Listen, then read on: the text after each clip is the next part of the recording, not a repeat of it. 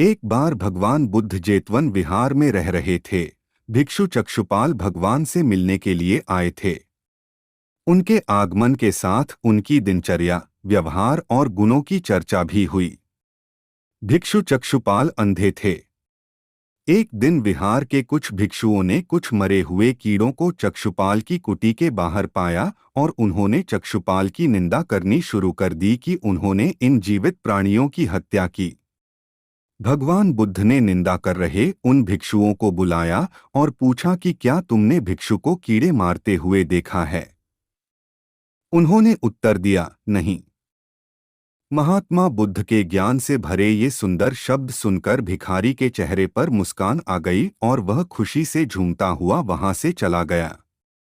लेकिन अज्ञानतावश तुम अब तक इस बात को समझ नहीं पाए और इस भ्रम में अब तक जीते रहे कि तुम्हारे पास मदद करने के लिए कुछ नहीं।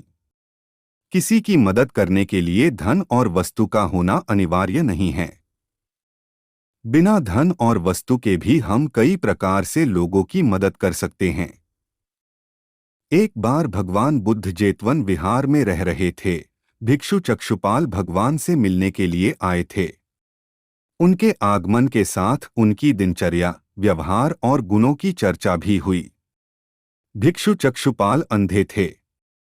एक दिन विहार के कुछ भिक्षुओं ने कुछ मरे हुए कीड़ों को चक्षुपाल की कुटी के बाहर पाया और उन्होंने चक्षुपाल की निंदा करनी शुरू कर दी कि उन्होंने इन जीवित प्राणियों की हत्या की। भगवान बुद्ध ने निंदा कर रहे उन भिक्षुओं को बुलाया और पूछा कि क्या तुमने भिक्षु को कीड़े मारते हुए देखा है? उन्होंने उत्तर दिया, नहीं।